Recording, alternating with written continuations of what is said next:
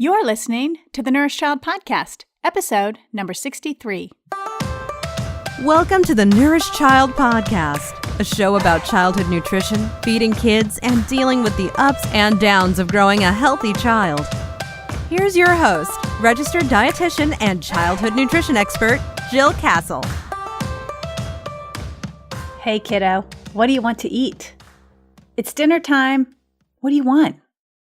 Giving a child a choice about what he wants to eat can be a great way to be an effective feeder, to create buy-in, and even better eating in your child. But can you go too far? I think so. Today I'm talking about asking your child what he wants to eat, the open-ended question I hear over and over and over. I'll be chatting about how this question plays out in the toddler and child, whether this serves your goals for feeding him or her, and what you can do instead. You can find today's show notes and relevant links over at jillcastle.com/063 and find my bonus Picky Eating Do's and Don'ts free download. Just go to www.jillcastle.com/063. That's 063 for episode number 63 to get all the links and the Picky Eating Do's and Don'ts freebie. You won't want to miss it. It's a perfect self-checker for you. Hey everyone, welcome to episode number 63. I am just one short month away from my 2-year anniversary of the Nourish Child podcast, and I cannot believe it. I remember sitting outside at my backyard table researching how to start a podcast, how to edit a podcast, how to market a podcast, and literally planning out my steps to launching the Nourish Child podcast and outlining the first 10 shows. Time sure does flies. Here we are on episode number 63. And for some of you who've been listening to this show for a while, you probably realize that I started out as a weekly show with just me talking all the time, a single talking head. And then I started to add guests to the show. And even then I took another step and sort of downgraded a little bit to a bi-weekly show. I found that it was difficult to continue my private practice, write my blog every week, go on speaking tours and consult for other organizations, plus do a weekly podcast episode. So the bi-weekly schedule has worked for me. I can say that it has certainly been a huge learning curve and a wild ride. I've got my fingers crossed that I cross the 100,000 download threshold by September 9th, which was my launch date here. So I thank each and every one of you for joining me along the way on this big podcasting journey. I have no plans to stop, so hang with me. I'm actually having a moment in time where the ideas are flooding in for shows, and I've definitely got some exciting guests on the horizon for you. So I'm always open to hearing your input about show topics, show guests, so don't hesitate to send me a note, jill@jillcastle.com, if you have an idea for a show, or hop on over to the Facebook page, The Nourish Child, and send me a direct message, or even post on the page any ideas that you have. Hats off to those of you who have left me personal messages and even reviews on iTunes. I want to share a couple with you. On iTunes, 13 Heather wrote, "I really enjoy Jill and her guests. The knowledge and real-life scenarios they share are informative and helpful. As a mom to a 3-year-old, I use the podcast to not only learn and grow, but to also regularly, quote-unquote, check myself on how I handle food and our family's attitude towards food." Element Nutrition Company says, Jill is the child feeding expert mom next door. She gives so much science-backed information on feeding kiddos from a relatable point of view. As a pediatric dietitian, I highly value each topic she presents, but as a new parent, I value it even more. This podcast offers so much variety in topics. I keep learning new things and refreshing things I already knew with updated research. If you face any issue related to feeding your kids, this is the podcast for you. Thank you, 13 Heather and Element Nutrition Company. You are so kind to leave a review. I know it's not something that is quick to do, so I super duper appreciate that. Meredith sent me a private message and said, as a mother to 3 little kiddos and a dietitian in the eating disorder world, I just wanted to say thank you for your inspiring posts and blogs. And Yanni, another listener, says, hey, love the podcast. I bet I'm the only listener that took your tip to have pickle juice so that I won't get cramps. I drink it after every run. Thank you again, folks, for your comments, your support. It definitely is fuel for my fire to keep on going, so I really do appreciate it. As you listen to this show, I am not in the United States. I'm wandering around somewhere in Europe with my family, a true rarity to have the whole gang together. With 3 kids in college this year, 1 at home, you can imagine the schedules are highly variable, and it feels like a miracle sometimes that we can all be in the same space together. So I am grateful that we have an opportunity to be together this week and in another location where we always seem to have a great time together. It's nice for all of us to slow down.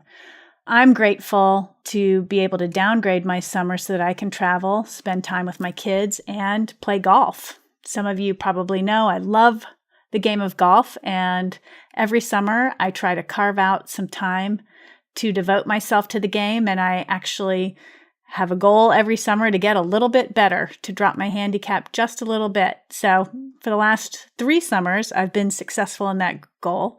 I've already had a record round this year and won a couple of competitions, so super happy about that. But I tell you that because I think it's so important to have a hobby or a pastime that gets you out of the daily grind and makes you excited and challenges you in some way. And I think it's so important for your personal health and your outlook and your positivity. One of my daughters this summer is working for a family where she babysits for 2 hours in the morning, 3 days a week. And she said to me the other day, this mom doesn't work. I don't know exactly what she's doing. And I said to my daughter, well, perhaps she's just taking a scheduled break from the kids, from her daily grind, from her life as a mom. And I then went on to tell my daughter how important that is, whether you can afford to have a sitter take care of your kids, or you just use a family member or a neighbor, just to give you a break from that daily grind, to just give you a fresh perspective, a fresh environment to be in, can be so good for the soul. It can be so good for your outlook and your positivity. Now, speaking of positivity, there was a great article in the New York Times about positive people. I'll include that link in the show notes. I did have it on the Facebook page, and it generated some great commentary. But I have been admittedly ambivalent lately about Facebook. I am present on my Facebook page, and I am present in the groups that I manage, but I'm finding the general environment to be more aggressive, negative, and even somewhat depressing sometimes on Facebook. So my feelings about it are interesting because obviously it's a way that I communicate with some of you, and it is a way that I stay up to date with my friends and some of my family members. But I've really been getting strong signals from my own sort of touch base with myself signals that it is not or has not been a super duper positive place for me. So I've been playing or staying in what I call light mode when it comes to social media, particularly since this spring. But ironically, my Facebook page, The Nourished Child, has been getting more engagement. So I'm not sure exactly what that means or what that says about me, but no need to worry. I am still present there, and so very, very thankful that you who are there with me are so positive yourselves. It is really important to me that that page stays as a positive and empowering and informative and non-judgmental place for all of us. So if you're not a big person for social media these days either, another way you can connect with me is to hop on my Monday newsletter, and that link is always in the show notes. I also had the opportunity to appear as a guest on a podcast called One Bad Mother. And I did post the link to the Facebook page, but I'm going to include it here in the show notes as well. But I went on One Bad Mother to talk about how to handle picky eaters at the table, how to recognize whether your child's going to grow out of picky eating or not.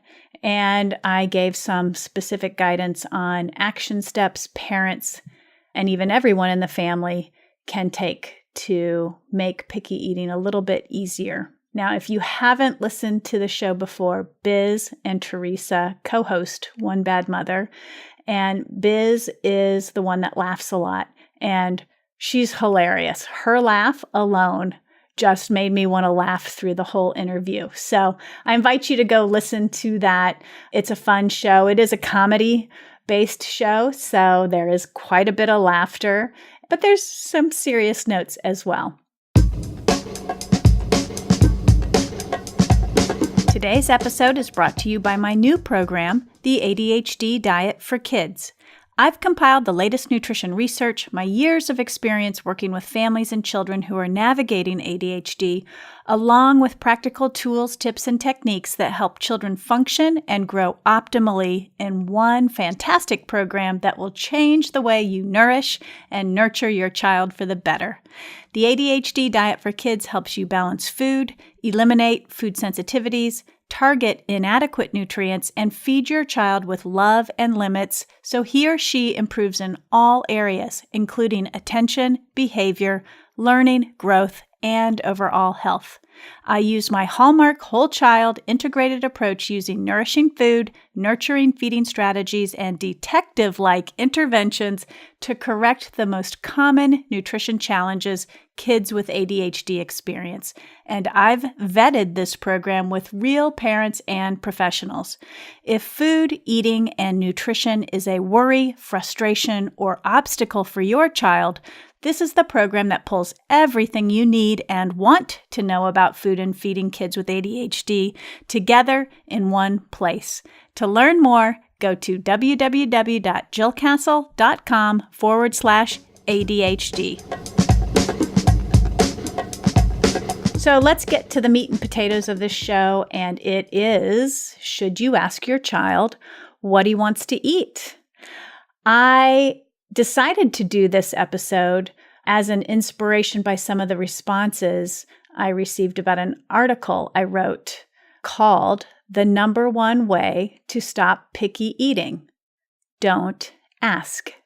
I'll include that link in the show notes over at jillcastle.com/063. So if you want to go read that article, you can. But I posted that article on the Nourished Child Facebook page, and it stirred up quite a bit of response.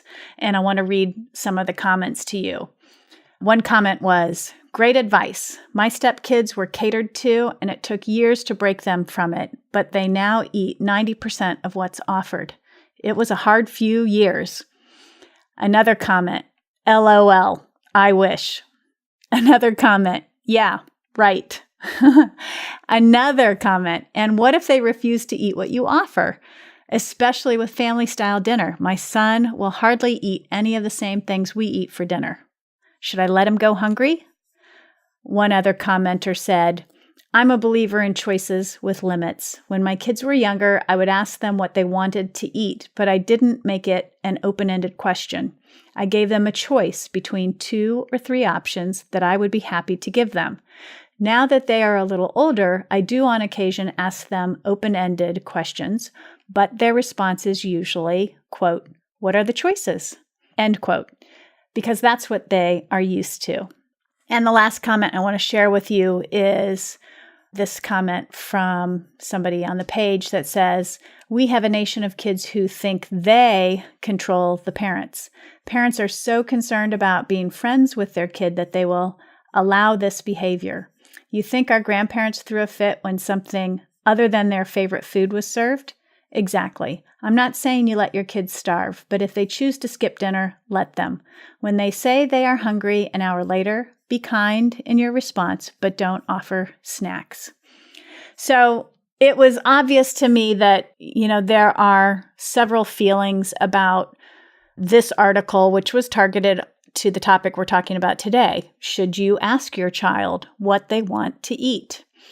I hear this question all the time. I have moms of toddlers asking their kids, "What do you want to eat? What do you want for dinner? What do you want for breakfast? For lunch? We're having snack. What do you want?"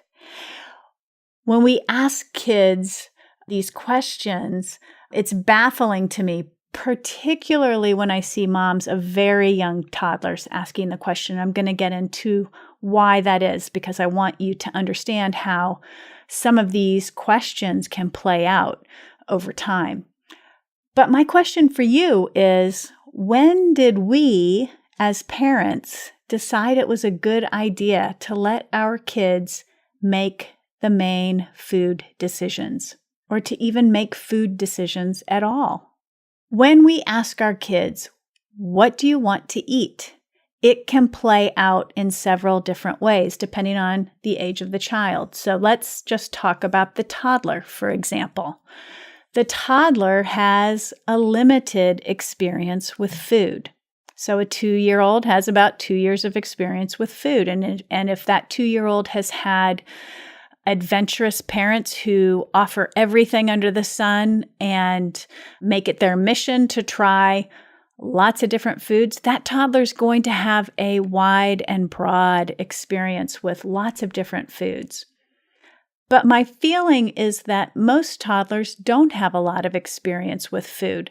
They have parents who are working to introduce them to a variety of foods, but it's also a time of life when toddlers can be picky and they can be refusing food, and parents can be giving up on that adventurous expedition of trying all kinds of new foods. So we know that toddlers in general have a limited experience with food, and because of that, they only know what they know. So they might know chicken nuggets, they might know hot dogs, macaroni and cheese, pasta, rice, milk, fruit, a few vegetables. When they only know what they know, it means that they have a limited repertoire of foods. So when you ask them what they want to eat, they are going to tell you what they know. And most likely, they're going to tell you what they like. They might know foods that they don't like, and they know foods that they do like. They will likely tell you what they do like, or in other words, they will state their food preferences. In the child, so a child who is older, they, when asked, "What do you want to eat?"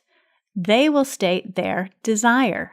So for example, if I asked my son when he was younger this open-ended question, "What do you want to eat?" he would tell me his favorite foods. He would say, "I want macaroni and cheese," or "I want pasta." He wouldn't say, "I'd like broccoli," or "I'd like salad," or "I'd like brown rice." Not because he didn't like those foods, but they were not his preferred foods. So older kids know what they like and what they don't like, or what they don't want to eat. So they will almost always tell their parents a choice that matches to their stronger like or preference. They may even request repetition. So the same foods over and over, which, if you think about it, what happens when you ask your child what he wants to eat and he tells you the same thing every day?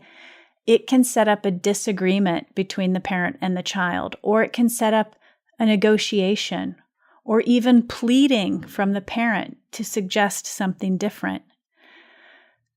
We all know that arguing with our children almost never ends well. Someone has to compromise. And while compromise is good in many instances, if you, as the parent, are making food compromises with your child to avoid conflict, then you aren't really in charge of the food and the feeding scene, are you?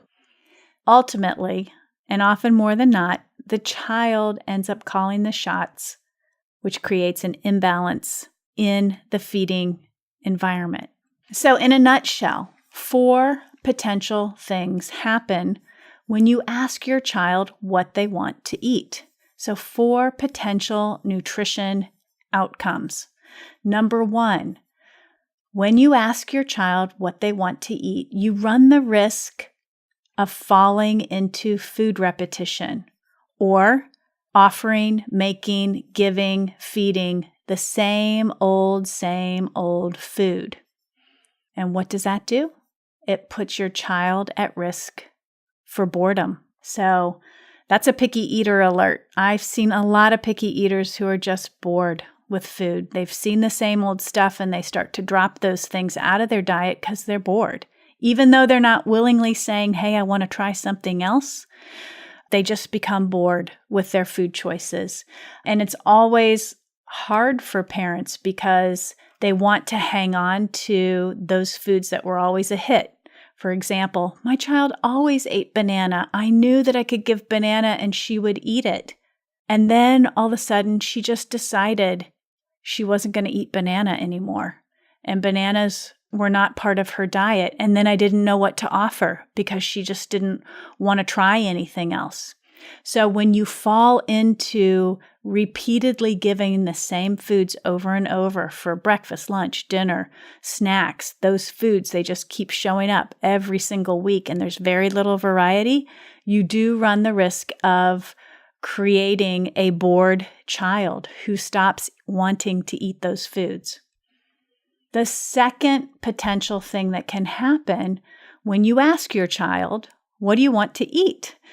Is that food variety becomes squelched, meaning your child stops getting a variety of different foods from different food groups and within food groups. And because that variety gets narrower and narrower and narrower, you can create nutrient gaps in the diet. So a nutrient gap is when your child's eating pattern has holes in it, like there might be an iron hole or there might be a vitamin D hole, a gap where your child has a particular level of need, nutritional need for that nutrient, but your child's diet is falling short of that. That's a gap. Needs are higher than actual intake. So again, that's the second thing that can happen when you ask your child what they want to eat. You can squelch their food variety. And that food variety that becomes very limited can create nutrient gaps in their diet.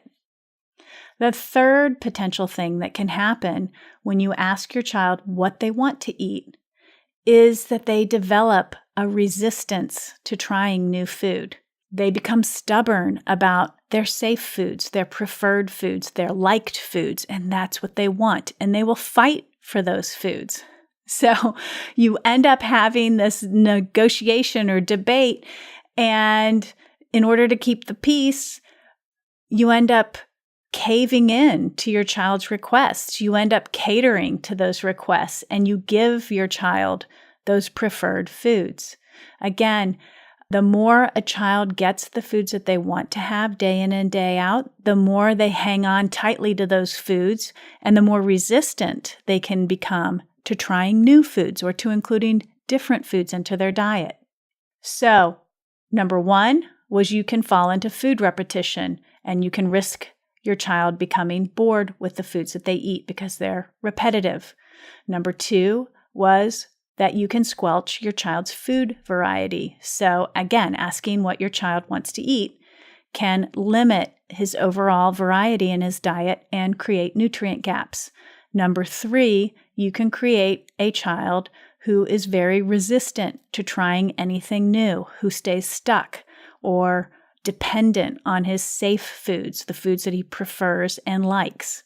And then the 4th potential thing that can happen when you ask your child what they want to eat is that asking can fuel picky eating, mostly for those 3 reasons I just went through.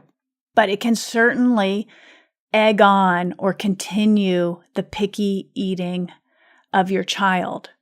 So when we look at all 4 of these things, all 4 of these potential outcomes that can happen when you ask your child what they want to eat, in all cases, nutrition ends up suffering. And so does your child, ultimately. So instead, I have a few things that I'd like you to think about and even practice and try to do. So instead of asking your child, "Hey, buddy, what do you want to eat?" Don't ask. Tell. Let me repeat that. Don't ask your child what they want to eat. Tell your child what is available. So, for example, how this plays out. Set your menu for meals and snacks. Make the food. Serve the food. Allow your child to navigate those options that you lay out for meals and snacks and let him eat what he wants and in the amounts that he wants to eat them in from what you've offered. Don't give him a backup safety meal. Don't short order cook. Close the kitchen between those meals. This is just executing good practices around executing a meal. Don't ask them what they want to eat. Have your act together. Have your meal plan together. Make that food. Serve it. Give your child flexibility and freedom to navigate the meal that you've laid out. But don't give him a backup. Don't give him a secondary meal. Don't make something different because he doesn't like what you offered. And then after the meal's over, make sure you close the kitchen. Now, good practice, if you've listened to me over the years, over the last 2 years, good practice is to be considerate of your child's preferences at meals and snacks. Think about, I'm offering a brand new entree.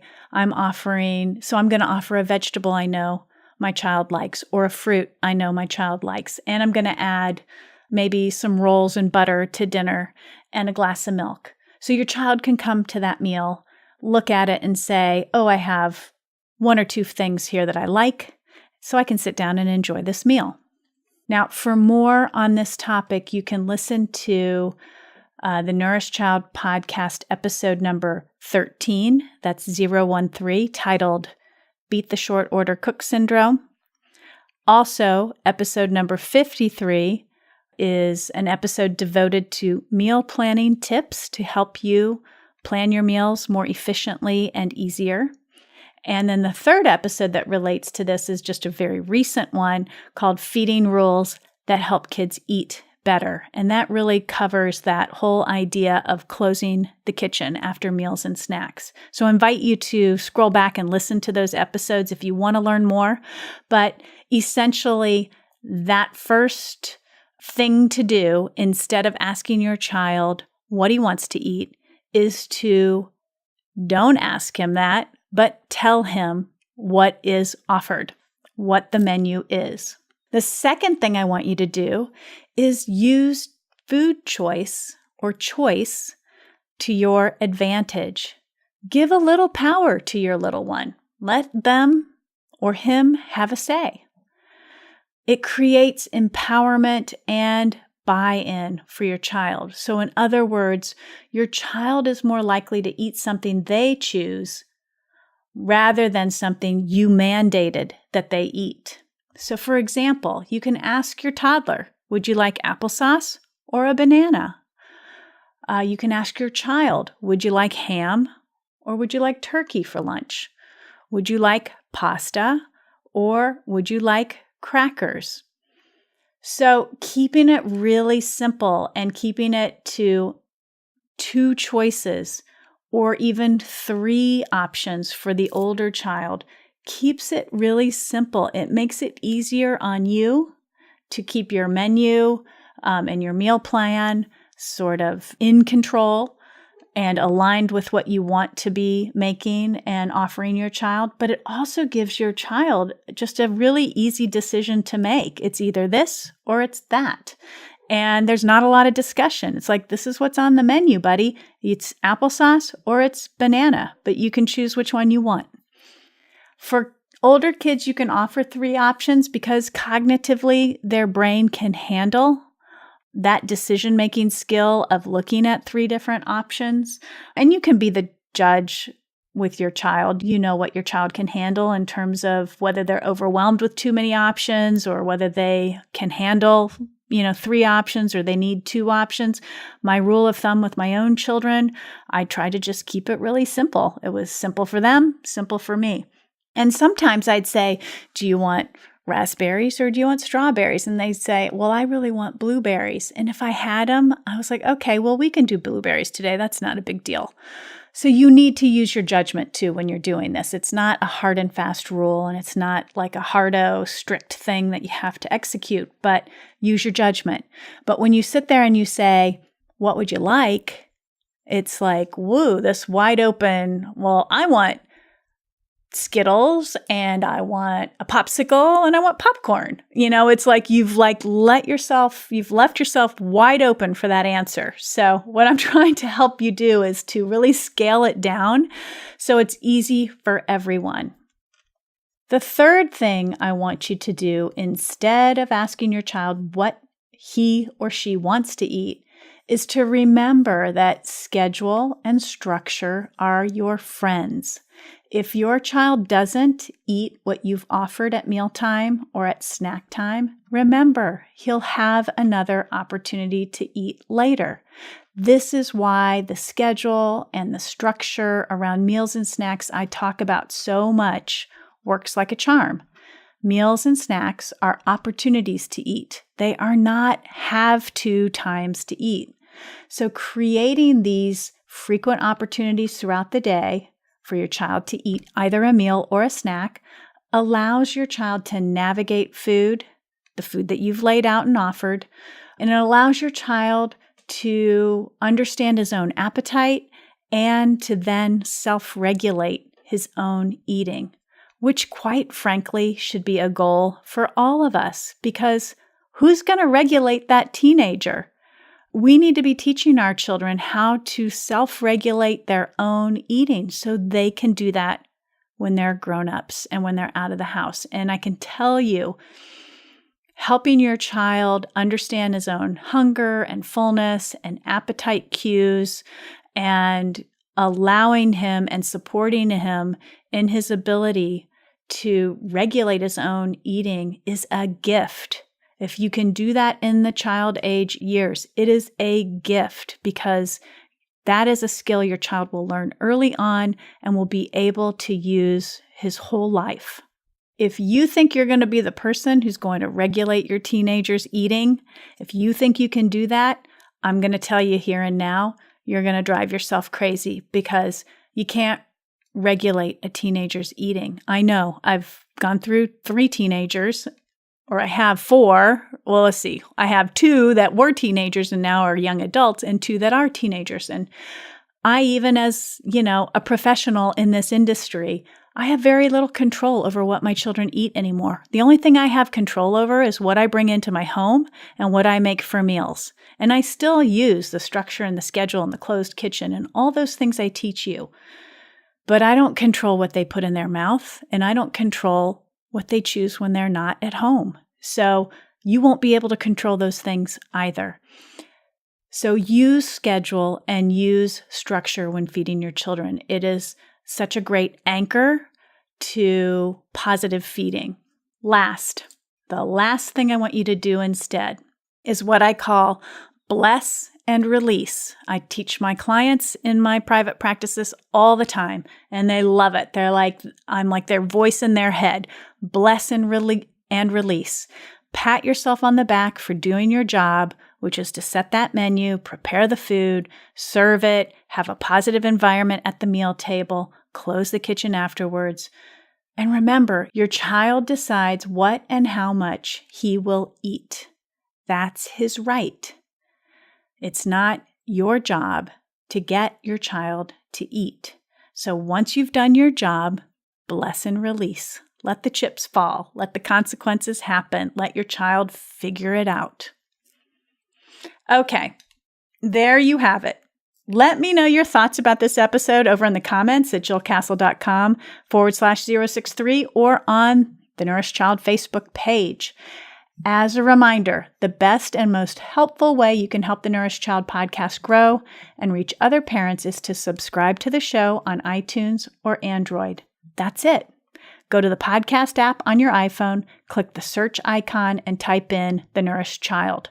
You'll see the little logo icon with the children, and you're going to click on that. And then you're going to click the subscribe button to the right. It's super simple. For Android, you can find The Nourished Child on Stitcher, Spotify, and Google Play. Last, I have a library of useful programs and guides to help you raise a nourished child, and they are all on my website at jillcastle.com.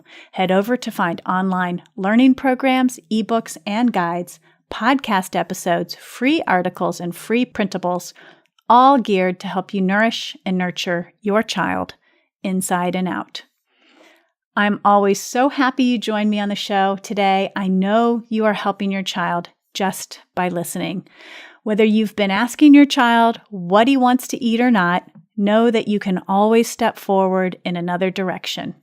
As always, make sure you give that precious child in your life, big or small, a loving squeeze today. Bye for now. Thanks for listening to the Nourished Child podcast, where the #1 goal is to help you grow a nourished child inside and out.